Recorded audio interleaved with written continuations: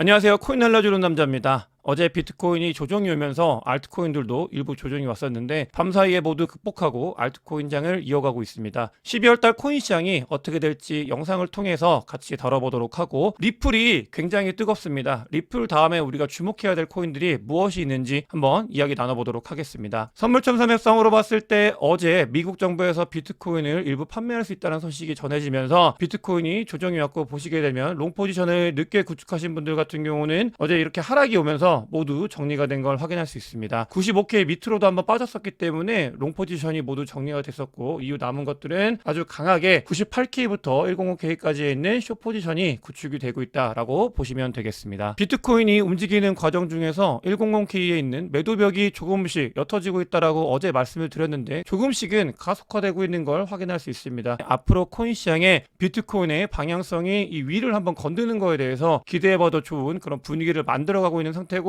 보라고래 같은 경우도 비트코인을 다시 모아가고 있는 그런 모습을 확인할 수 있습니다. 알트코인의 장이 이어지고 있는데, 중요한 건 비트코인 가격이 유지를 하거나 올라가는 모습을 보여야 더 큰 모멘텀을 얻을 수 있기 때문에 비트코인의 움직임이 가장 중요한 건 분명한 사실이고, 12월 달 같은 경우는 지금 12월 초가 시작이 됐는데 지난달, 지지난달과 매우 같은 패턴으로 움직이고 있는 걸 확인할 수 있습니다. 11월 달, 10월 달, 9월 달을 생각을 해보면 9월 달 같은 경우, 10월 달 같은 경우는 조정장이었기 때문에 더 그런 부분이 두드러졌지만, 10월 달 초에 옥토버 이야기가 나왔지만 초에 굉장히 비트코인이 하락을 했던 모습을 확인할 수 있었고요. 또 11월 달도 마찬가지였습니다. 하락을 했다가 반등을 한 모습을 확인할 수 있는데, 같은 경우도 12월 달이 시작이 되면서 비트코인이 하락으로 시작을 하는 모습을 확인할 수 있습니다. 이게 달의 요인인 건지 어떤 이유가 있는 건지에 대해서는 조금 더 살펴봐야 되겠지만, 계속해서 동일한 패턴이 반복이 되고 있고, 저는 개인적으로 비트코인이 크게 무너지지가 않는다고 하면 12월 달은 알트코인이 조금 더 주목받을 수 있는 달이 될 거라고 생각을 하고 거기에 베팅을 하고 있습니다. 10월 달도 11월 달도 같은 이야기를 드렸던 것 같은데, 중순 이후에 시장이 어떻게 되는지 보는 게 진짜다, 봐야 된다라고 말씀을 드렸고, 12월 달도 마찬가지로 초반에 비트코인이 부진한 모습은 계속 그래왔기 때문에 가능성이 있다, 하지만 중순 이후에 드라이브를 거는 모습을 우리가 지켜볼 필요가 있다. 이렇게 되면 이번에는 비트코인뿐만 아니라 비트코인의 도미넌스가 내려가면서 알트코인에도 돈을 뿌려주고 있기, 유동성이 공급이 되고 있기 때문에 알트코인에 조금 더 기대를 가져도 되는 한 달이 되지 않을까, 이렇게 생각을 하고 있습니다. 리플이 정말로 뜨겁습니다. 너무너무 뜨겁고, 리플을 6년, 7년 홀딩하신 분들도 굉장히 많고, 한국 분들이 많이 가지고 계시고 고생도 많이 하셨는데 축하한다는 말씀을 다시 한번 드리고요. 다만 리플 같은 경우는 오름에 있어서 SEC의 규제 이슈가 완화되는 부분과 리플이 ETF가 신청이 된 그런 부분들이 더해지면서 뜨겁게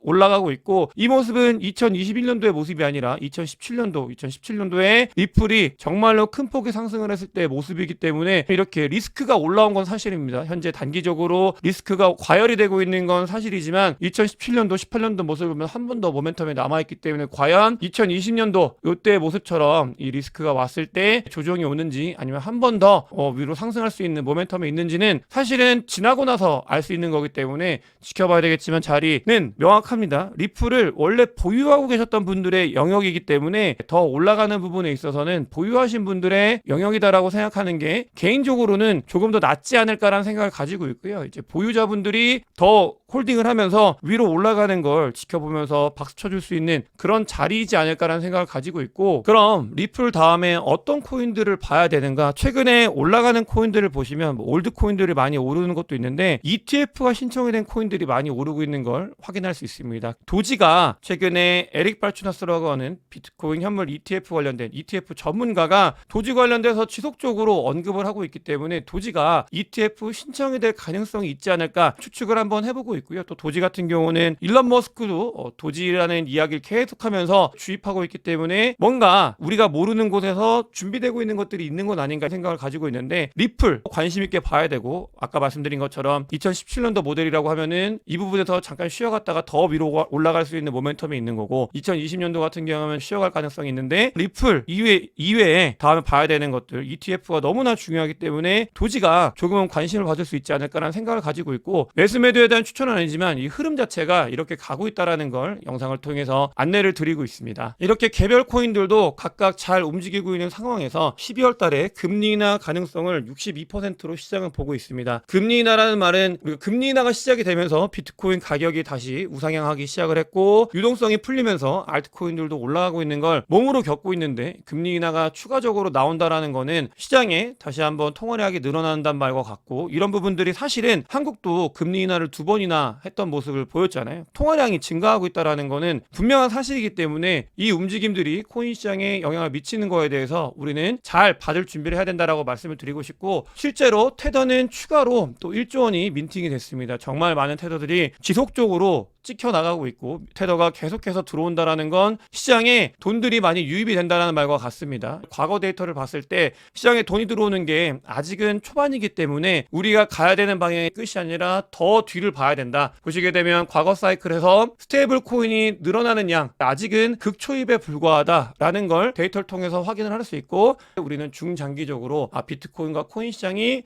더 뜨거워질 수 있다. 당장 내 코인이 오르지 않는다고 해서 너무 조바심을 낼 게 아니라 중장기적으로 바라보면서 코인 투자를 하는 게 조금 더 나은 결과를 만들지 않을까. 이제 나중에 시간이 지나고 나서 보면 그러지 않을까라는 생각을 가지고 있고요. 물론 내 코인이 오르지 않고 다른 코인들이 올랐을 때 특히 같은 경우는 리플을 필두로 굉장히 오래 홀딩을 하시는 분들이 돈을 벌고 있는 그런 구간이기 때문에 조바심을 느끼기보다는 다음을 잘 준비하면서 다음은 내 차례가 되게 만들어보는 게 중요한 시간이다라는 생각을 가지고 있습니다.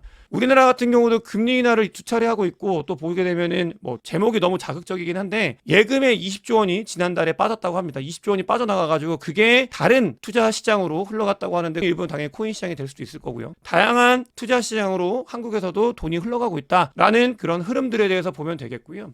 마이크로 스트래티지는 비트코인을 추가로 더 샀습니다. 이 부분은 너무나 많이 샀기 때문에 신선한 소식은 아닌 것 같고요. 또 마라 홀딩스 같은 경우도 비트코인을 사기 위해서 준비를 하고 있는 모습을 보이고 있습니다. 마이크로 스트래티지, 마라 홀딩스, 메타플래닛 등등의 기업들이 비트코인을 보유하기 위해서 기업이 비트코인을 보유하기 위한 노력을 지속적으로 하고 있다는 걸 우리는 확인할 수 있고 또 보시게 되면 블랙록의 비트코인 현물 ETF에서는 이미 50만 개가 넘는 비트코인이 유입이 됐다고 합니다. ETF를 통해서 도 미국은 너무나 많은 비트코인을 모아가고 있다는 게 그냥 숫자로 보이고 있습니다. 이런 상황에서 이제 롱텀 홀더들은 분배를 지속적으로 하고 있고 롱텀 홀더들의 분배가 리스크 포인트가 될 수 있는 부분들은 있으나 우리가 중장기적으로 더 넓게 봤을 때 롱텀 홀더들의 분배는 불장이 왔을 때 처음부터 계속 있었던 일입니다. 이 분배가 어느 시점에 끝나냐 이런 것들을 보면서 우리가 불장의 사이클을 유추를 할 수 있고 다만 같은 경우는 막 시작이 됐기 때문에 너무 조정이 오는 것들에 대해서 당연히 조정이 올 수도 있고 12월 달 같은 경우도 반복적으로 국제적인 조정이 올 수 있는데 조금 더 길게 그리고 크게 봐야 되는 시점이 아닌가라는 생각을 가지고 있고요. 미국 같은 경우는 규제 완화에 대해서 지속적인 이야기가 나오고 있습니다. 캐시우드 같은 경우는 암호화폐 기술 혁신이 가속이 될 거다라는 이야기를 하고 있고 특히 암호화폐 시장에서 민주당 정권 하에서 너무나 규제가 많았기 때문에 혁신이 적었다. 근데 트럼프가 당선이 되면서 규제가 완화가 되고 더 많은 혁신이 있을 거다. 미국이 관심을 두고 있다라는 것을 이야기를 하고 있고 실제로 코인베이스 같은 경우는 보시게 되면 애플페이와 연동을 한다고 합니다. 법정화폐가 이런 움직임들이 점점 더 많이 발생을 하고 있고 규제가 완화가 되면서 코인 시장에 친크립토적인 정책들이 쏟아지게 될 거고 우리가 암호화폐 시장을 너무 단기적으로 바라볼 게 아니라 조금은 긴 호흡으로 바라봐야 되는 이유이기도 한다라고 생각이 들고 있습니다. 오늘 영상이 도움이 되셨으면 구독과 좋아요, 많은 공유, 댓글 그리고 큰 관심 부탁드리겠습니다. 영상 봐주셔서 대단히 감사합니다.